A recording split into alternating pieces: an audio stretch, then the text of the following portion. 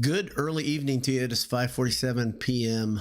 on Tuesday, September 24th. If you can hear me and see me, let me know in the box below, because YouTube's doing its thing and I can't see a thing in my monitor. So hope it's working out well, and I hope you are doing well. Before I jump into everything, let me thank our sponsors. Let me give them a shout out. Let me say hi to Home Field Apparel. If you head over to Home Field Apparel right now, I would suggest you check out the Platinum Packs. They're pretty incredible. Check out the Coaches Jackets, retro Coaches Jackets, also amazing. And then pick a t-shirt, pick a sweatshirt, pick a Platinum Pack, whatever. Throw it in your box. Enter Boiled25 on your first order, get 15% off. And of course, when you are on campus, you're going to do what I'm going to do after the game this Saturday. You're going to head to AJ's. You're going to meet your friends. You're going to have fun, frivolity, and an excellent food, tremendous service, wonderful TVs on the wall, games around you, and the warmth of kith and kin. EatAJs.com. If you want to order before, you can go to the fire station, turn left, run inside, yell "boiled," and you're going to receive nothing but the best service. I think that's a fact. Say hi to Adam and Jake, two of the best dudes on campus, and the people they hire, also great. Burgers, beef, and beer. That's AJ's. So I thought I'd do something talking about the beginning of practice, but I wanted to come from a different angle. I've seen some other people talking about this, some very, very good content out there already talking about the upcoming basketball season and the commencement of practice. It's kind of a funny misnomer because they've been practicing for months. So really, the official beginning of practice isn't much to write home about. That said, it is a big deal because all of a sudden they can practice every day. I believe that's the big difference. I think before they weren't allowed to do that. And they can get down to the work at hand with a little more of a resoluteness, if you will, because practicing every day is quite different. There's a lot of question marks for Purdue's basketball team, as we know, coming into the season. And it's a weird position for Purdue to be in, really, because the last, could we say 3 or 4 years, you've kind of known what the roster was going to look like, just due to the previous production, so much of it coming back in the last 3 and 4 years. Before Edey was officially a starter, before he was officially a superstar, because he started even before then, Trey Williams got out of the way. Purdue was returning a lot of talent and much of their production. Well, when you lose 32 minutes a game and you lose 25.2 points a game and you lose 12 rebounds and you lose 2 blocks a game, now all of a sudden you've got legit question marks on what do you do? How do you replace the irreplaceable? Well, you can't. You can't do it. Really, really simply. But the good news for the guys that are there who are going to try to figure out this new existence is there's going to be a lot of opportunity. That's one of the things I always love about challenges. And when things are new and fresh, there's tons of opportunity. There's tons of potential. Now, having the season that Purdue had last year, historically good season, getting to the final game, running into the best team in America, clearly, but getting to the final game and really being the second best team all year in America and being ranked number 1 yet again for another season, for multiple weeks. It's tough to see Purdue matching that output, right? But it's an interesting thing because now you see something where you're building something, and that process that we've all talked about so much, that Matt Painter speaks about, the process is really going to matter as these guys figure out what they're going to do. Well, who benefits the most from the loss of such a behemoth personality and just tremendously productive player? Generational is not overstating it at all, but who benefits the most? I mean, it's easy to say. The easy answer would be Trey Kaufman-Renn or Will Berg or maybe Daniel Jacobson. Yeah, I don't want to put new guys coming in that group necessarily, but I think it's easy to say Trey Kaufman-Renn and Will Berg benefit the most. But I don't know if that's necessarily the case. Brian Newbert said something that I think we all know is true. Purdue's going to be a lot more guard heavy, obviously, in their system, a lot more guard heavy in the amount of points that are scored. And so that means guys have to step up. Guys are going to have a bigger role. It's a real good opportunity for Fletch Lawyer, of course, to kind of get out of the shadows in the background. Obviously, he's stepped up a couple times in his career where he's been the leading scorer for the game. But it's a chance for him to be night in, night out, be that guy. And I will say one thing, and I know it's funny, it's silly. Aunt Wright posted this on Twitter. He actually is bigger, and he does look stronger. And that's really important if he's going to take that bull by the horns and have a greater role. Braden Smith, of course, is going to have a greater role. And in his interviews, number one, the beard looks magnificent. But the other thing that you see from Braden Smith is that he says, not much has changed. My role's been the same every year. The funny thing is that's not really true. Is it Braden Smith's team? I don't think anybody on Purdue's team ever says that things like that. It was Zach Edey's team last year, but I don't think Purdue's team maybe ever said it's Zach's team. Maybe I'm wrong. Maybe they said that. But it really is going to be Braden Smith's team. He's always had the ball in his hands. He always run things. He always knows where everybody should be and tries to find them where they should be. But now maybe he looks for a shot just a little bit more. Kaufman-Renn remarked about one thing. He said, it's incredible the amount of shot making that Braden Smith has. I think a lot of people take that for granted, meaning his ability to create, his ability to put things in when it doesn't look like there's a shot there. He's been training hard in the offseason, training with the highest possible competition. And I think he'll come in sharp, but his role is increased. Myles Colvin, Cam Heide, I've talked about this over and over. I think those guys benefit more than anybody. But if you want to go through the roster and look at it for yourself, who's the guy that you're most excited about seeing? Who's the one that is the dark horse for being kind of newcomer of the year? So for me, the guy I'm most excited to see is Jakari Harris, just because I just think he's going to really do the Lance Jones type thing where he's not the primary guy. He's not even in the top 3 or 4 of production expected, but he's going to have a very important role. He's going to be off the bench, of course, right away, I believe. I haven't heard anything to say that otherwise, but I think he could be 6 man. There's a possibility he could be 6 man. Is there a chance? I know there's a fan favorite on the team that everybody talks about. Is there a chance that Brian Waddell takes a couple minutes? I don't see that being the situation, but sure, there's absolute chance. And then, of course, will Myles Colvin do what a lot of Purdue fans have expected, which just step into the role and step into the kind of an offensive juggernaut that you think he's capable of? Well, now he's had a year of really humbly working his way through things. What comes next for Myles? My big question mark is about Will Berg. If I'm just going to be real honest, I'm excited to see how big and strong he is. Payne talked about one thing that Berg did better than anybody, and that was staying ready in spite of the fact that he played so few minutes. He would come in junk minutes, if that's what you want to call them.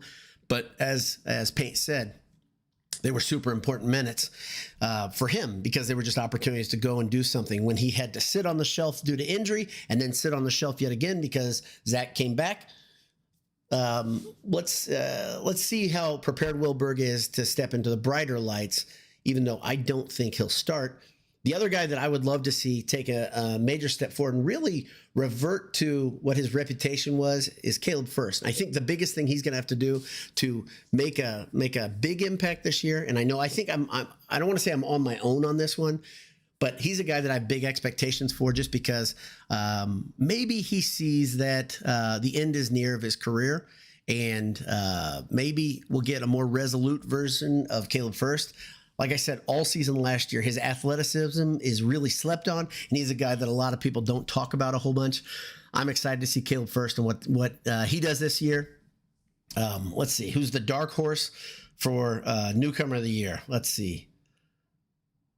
Like the whole thing, if you look at this lineup and you say these guys are all kind of expected, the dark horse has to be CJ Cox, right? Because again, he's going to spell some people, and that's the real problem. That's the real problem. The guys that he's going to get behind on the bench are going to see so many minutes that it's going to be very, very limited opportunities, especially coming after Jakari Harris, if Jakari Harris is that next guy off the bench, which I think he will be by January.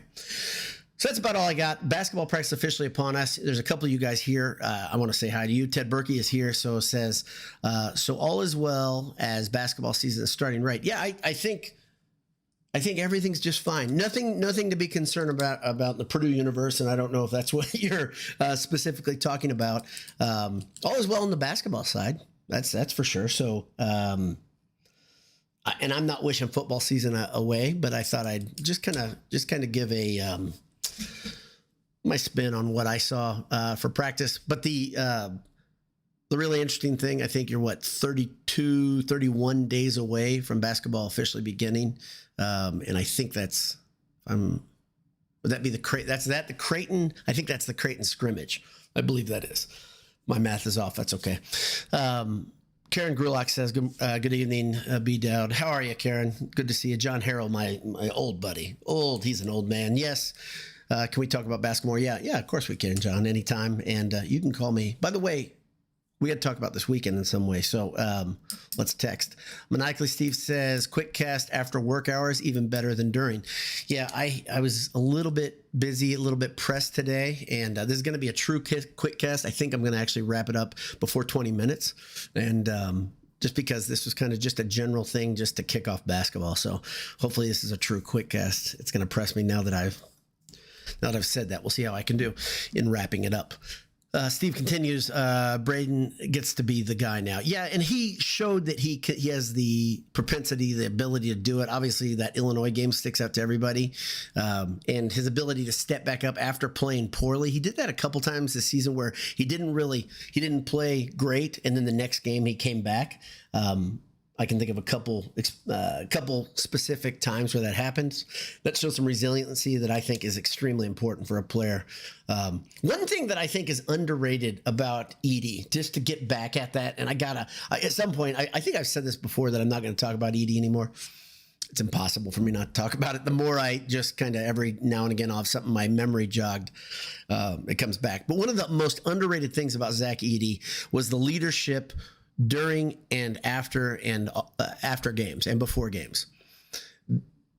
It being Braden Smith's team on the court is one thing. Being Braden Smith's team in practice or Fletch Lawyer stepping up in practice is one thing. But who's the guy that's going to show freshmen how Zach showed them how to act? Meaning, if a media member starts calling you out, you step in the way and you say, this is my team. This is my guy. We're all together here, right? Zach did that 2 years ago and really shielded Smith after he was catching some garbage from the media. And that was such a big moment. And it turned out later, those two guys bonded so well, obviously. But who does that? Who's the really vocal leader? I think Braden Smith has all the signs that he's going to be that guy, but you have a lot of guys with potential to be leaderships. Everybody, we saw it with Fletch Lawyer a couple times last year. His ability to understand situations is pretty incredible on court. He's, hey, dare I say it, a coach on the court, but also TKR is a guy that is as cerebral as any player that Purdue has had in the last decade in his approach to the game. Perhaps that is something that comes, maybe a quiet leadership. Maybe that's something that steps up. We'll see. Rob White says, Colvin is who I'm most excited to see take a step forward. Runner-up, though, is Cox. I don't expect him to make much of an impact this season, but all the talk about him being a dude is what I want to see. Yeah, and CJ Cox is going to surprise a lot of people just because Jakari Harris made noise, obviously, as a recruit. And if you look at the accolades for Jakari Harris, they're really, really incredible. If you want to take a 5-minute search, see all the awards he won, he comes decorated. CJ Cox comes from a place that's really not a basketball haven in New Hampshire. And he did it quietly, came to Purdue quietly. But in practice, man, he looks the part. And one thing that I think is really interesting about this whole group, guys that are practicing say, man, these freshmen are physically ready to play. Jack Benner's a guy that has quietly flown under the radar during practices. He doesn't get much of the mention, but he's another guy that I can't remember who the upperclassman said, which upperclassman said it, But Benner's one of the guys that right now looks like an upperclassman physically. And that one shocked me a little bit because I saw him play in high school. I thought he was a guy that would develop into strength, and a lot of people are pretty amazed by his physicality. These are all really good signs, really good signs. KMKV6 says, really interesting interview posted yesterday by Braggs in the Stands with Braden. Yeah, I saw that. I got to watch that. His commentary on the other player improvements told some signs of why Colvin didn't play that much last year. Good. That's a good hint. So check out Braggs in the Stands interview with Braden Smith. Yeah, that's one I intend to watch. Good heads up. Rob White said, by the way, love the shirt. Yeah, so this shirt, to me, that's the one of Edie cutting down the nets, standing flat-footed on the floor. And I don't think there's any more of a subtle jab at your fellow whoever fan who does not like Purdue, whether it's an Illinois or Wisconsin or Michigan State or IU fan. If you've got one in your life, I would highly suggest if you see this shirt, grab it up. But you can't get it on our home field apparel, so why would you even shop for it? It's a great shirt, though. Yeah, I agree. Joe Inslee says, are LBD and CBD going to Mackey on Friday? I sent the link to both of them. I don't know if they're going. I hope so, and I'll check in with LBD to ask. But I can tell you this much. My mom will know where they're going to go. If you watch that show, you know what I'm talking about. Track Dog Crow's Nest says he always rocks the cool Purdue shirts. Yeah, thank you. And I try to do that. I've got a new one I'm excited to rock from Home Field. I got a new sweatshirt from Home Field that they've gone through the wash. I don't know about you. When I get something new, I generally wash it right away, regardless, just to get like the print smell out of it. And I use those Downy Bath, whatever, not Bath, but those things are amazing. My clothing always smells April fresh. If you could smell through the screen, you'd enjoy that too. Rob White said, when do you try to come on? I want to try to catch more live, more free time this year with a less demanding job. Well, that's good, Rob. I generally try to come on with the QuickCast in the morning. So like mid-morning before lunch. That's generally the time that I try to do it. That's a good time in my schedule. That said, the next few weeks, I've got some things that are pressing me a little bit, so that might not be a possibility. But I'll try to go either before dinner, like now. Early afternoon is a good time to maybe have it happen, and then 10 a.m. is another one that I try. So 9:30 or 10. So that's about it. Let's see. I see somebody below. I got to get to this comment. Maniacally Steve says, getting choked up thinking about our press conference where Zach grabbed the mic. Yeah, it got me too. And I agree. That was an amazing moment. Incredible leadership. Just what you want out of an upperclassman. So Coldy says, Jakari Harris and Cox will be great. I agree. I think the assessment above might be a good way to come into the season that sadly, or good, depending on how you look at it, they can't take a role like Lawyer and Smith could as freshmen, just because there's not an ability to do that. So maybe they have to wait to get that big role for a season. But when they get the bigger role, it's going to be pretty awesome. Let's see. Coldy said, not sure about our 2025 class. Yeah, I think right now you've got one verbaled. But don't worry about any of that stuff until signing day, and everything's going to be just fine. That's the thing this is one thing I've learned to trust Painter about is personnel and roster moves. He has been so smart about these, not forcing the issue the last few years. Back a decade ago and before, he would force the issue. He'd go out and get somebody maybe wasn't the best fit or wasn't a guy that was actually needed. So he'd go just hit the portal or whatever, not the portal, but whatever the old terminology for the grad transfer. And you'd be like, that wasn't the best. But anyway, it's going to be just fine. They're going to be just fine. And they've got so much youth on the team that will grow into their roles next year. 6 guys, those will be really important. Jack-o'-lantern says, I'll tell you one thing, my wife. Okay. Yeah, good job, Jay. Good comments. Yeah, I don't doubt it. I don't doubt it with you, Jay. So you're big. Well, I was not gonna say that joke. Okay, Coldy, good to see you though, Jay. Coldy says Tennessee fans hated Edie. I was talking with students at Morgan Wallen concert on Sunday. Yeah, and that's it's kind of good that they hated him. It's one of those things that history will be interesting, right? As you get further away from Edie finishing them off and ending the career of their best player and that stuff, they still are going to hate him for a little while. But as they see him become a great pro, I think the respect thing will come even more with time. So I'm sure they hate him. And Illinois fans, they'll never stop hating him because they're petty. But I do think Other schools, specifically like Tennessee, I think Tennessee will probably road respect them. The other thing that's the salve in the wound for a fan base like that is they've got to get over the hump. And we can relate. Tennessee has been close to being a very, very good team a couple times, but hasn't been able to get over the hump. They're long overdue. Let's be real honest, because that's a pretty good program. I think I can admit that. Goldie says, I want to get that home field box, but I got too much money tied up in tickets. Yeah. This is life is full of decisions. But yeah, the platinum box is pretty awesome. And I think there's 2 levels of platinum box too. So, maybe save. Maybe ask Santa for it. That's not too far away now. Maniacally Steve says, my money is tied up in Optimus Primes, but that's off topic. So those are figurines, or I think that's one of the most offensive things I can say, what I just said, calling them figurines. And it's kind of, I don't mean to take jabs at people that I hang out with, but come on. So if you got an Optimus Prime problem, that's an interesting one. You can nip it in the bud pretty easily.